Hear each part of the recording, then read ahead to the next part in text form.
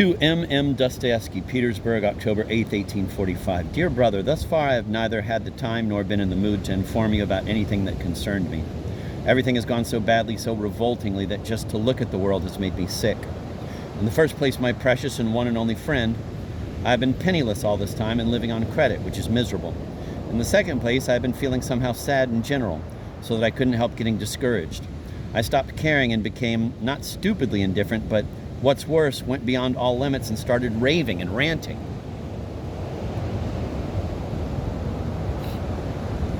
At the beginning of the month, Nekrasov arrived and gave me back a part of the sum owed to me, and the balance is to come in a few days. I must tell you, too, that about 2 weeks ago, Belinsky gave me a whole lecture on how to get on in our literary world, and in conclusion explained to me that, for the salvation of my soul, I absolutely must charge at least 200 paper rubles a printer's sheet. That way, my Golyadkin would bring me at least 1,500 paper rubles. Torn by pangs of conscience, Nekrasov came tearing over and promised me another 100 silver rubles by January 15th for the novel Poor Folk, which he had bought from me. For he honestly admitted himself that 150 silver rubles was not a Christian rate of pay. And so, to make amends, he was therefore adding an extra 100 silver rubles.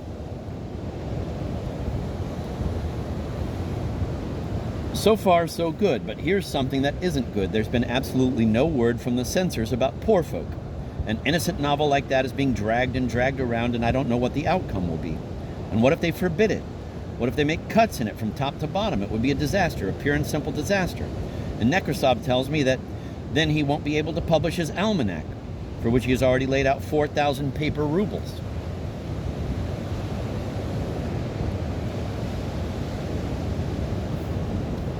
Yakov Petrovich Golyatkin remains absolutely true to his character. He is an awful scoundrel, impossible to get hold of him. He just refuses to budge, claims that he isn't ready yet, that in the meantime he is just minding his own business, that he's just nothing in anybody's eyes, but that when it really comes down to it, why, he could do it too, and why couldn't he, and why shouldn't he?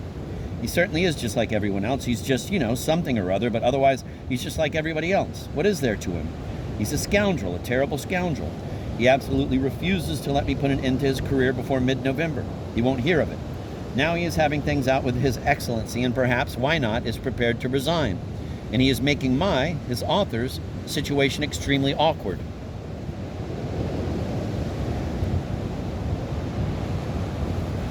I see Belinsky quite often. He is extremely well disposed toward me and seriously sees in me a public vindication of his opinions.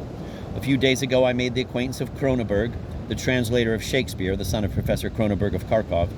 Generally speaking, the future, and even the near future, could be good and it could be awfully bad. Belinsky is urging me to finish writing my Golyadkin. He has already announced it all over the literary world and has all but sold it to Krajewski. As to Poor Folk, already half of Petersburg is talking about it. Grigorovich alone is worth a world. He tells me himself, Je suis votre claqueur chauffeur. Nekrasov is a businessman by nature. He couldn't live without some business venture because that's what he was born for. And so on the very day of his arrival, he came to see me in the evening and explained his project for a small fugitive miscellany to which all the literary people will contribute what they can, but of which the chief editors will be Grigorovich, Nekrasov, and I. Nekrasov will foot the bill.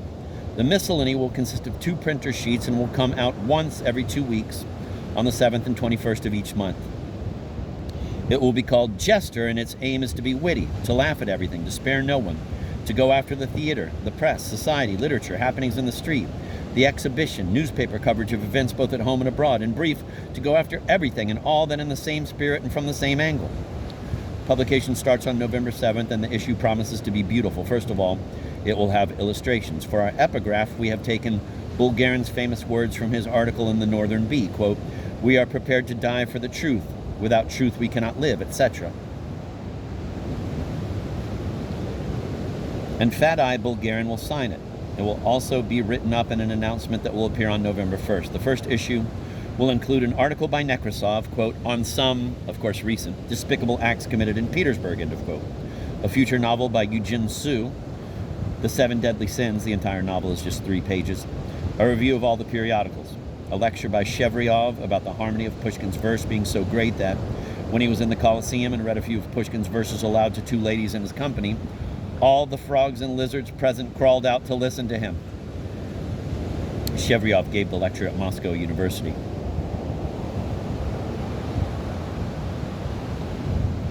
Then there will be the last meeting of the Slavophils, at which it is solemnly demonstrated that Adam was a Slav and had lived in Russia, and therefore the tremendous importance and usefulness of solving this immense social problem for the good and welfare of the entire Russian nation will become manifest. Then in the section of the arts, Jester renders full justice to Kukolnik's illustration and even refers to the passage where it says, Yestgitsil tum dudurn, etc., and a few lines in the same vein. Illustration is notorious for its poor proofreaders, and it thinks nothing of such things as running words back to front, switching letters, etc. Grigorovich will write the history of the week and will share some of his observations with the public. I shall contribute a lackey's notes on his master, etc. As you can judge from this, the magazine will be quite gay, something like Carr's Gwips. It's a good business venture, for the very smallest estimate of my share of the profits ranges between 100 and 150 rubles a month. The magazine will sell. Nekrasov will also contribute his verse.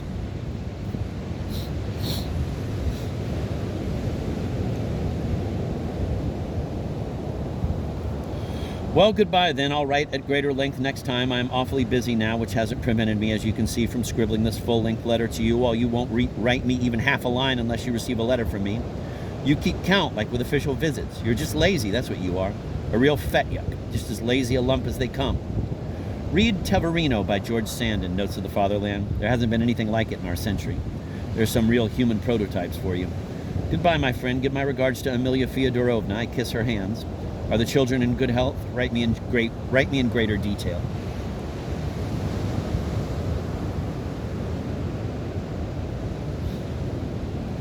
Keep translating Schiller a little at a time, although I cannot tell you for certain when we'll be able to publish him. I'm now sniffing around trying to find a translation for you.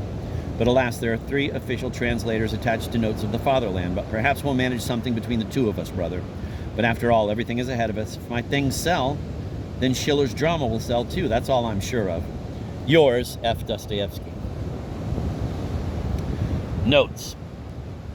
Golyadkin is the main character in Dostoyevsky's second novel, The Double, which was published in Notes of the Fatherland in 1846.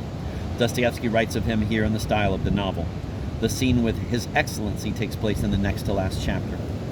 Poor Folk was in fact published in Nekrasov's magazine Petersburg Miscellany in January 1846. This magazine was often referred to as the Almanac. Andrei Ivanovich Cronenberg, died 1885, had gained fame through his translations of several of Shakespeare's plays. His translation of Macbeth appeared in the same issue of Petersburg Miscellany as Poor Folk. His father, Ivan Yakovlevich, 1788 to 1838, was a philologist, philosopher, and historian of literature, rector of Kharkov University, and compiler of a Latin-Russian dictionary.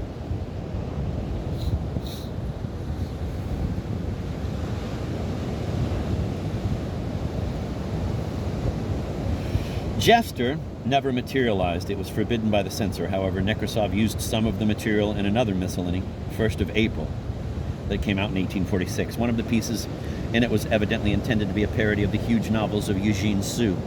His Les Sept Péchés Capitaux, The Seven Deadly Sins, when published separately in 1848 to 1849, comprised 16 volumes. Fadej Venediktovich Bulgarin, 1789 to 1859, had been an army officer, a thief, and an object of charity, but later turned to writing and magazine publishing. Among his popular historical novels were Mazeppa, 1833 to 1834, and Ivan Vizhigin, 1829. And the most important of his magazines was Northern Bee, 1825 to 1859. He was almost implicated in the Decembrist plot, but he had protectors in high places and later apparently became an agent of the Tsarist secret police.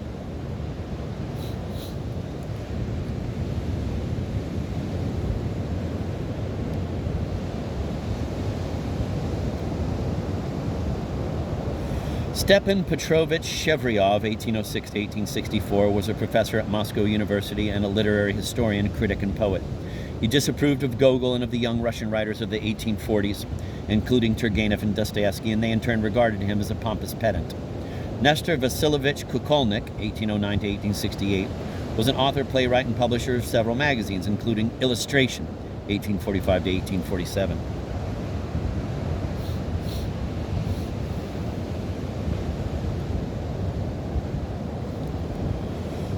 Dmitry Vasilyevich Grigorovich, 1822 to 1900, was a novelist who wrote, quote, naturalist, end of quote, stories of ordinary life, of which the most successful was The Village, 1846. It was one of a series written in imitation of a popular French series entitled Les Français peints par eux-mêmes, the French painted by themselves, each of which was described as a, quote, physiology, end of quote, of some aspect of Parisian life. Notes. Dostoyevsky never wrote anything entitled A Lackey's Notes on His Master. Alphonse Karr, 1908 to 1890, was a French author of romantic novels and short stories. In 1839, he published a satirical newspaper entitled Guêpes, Wasps. A real fetchuk was an expression of the character Nozdryov in Gogol's Dead Souls.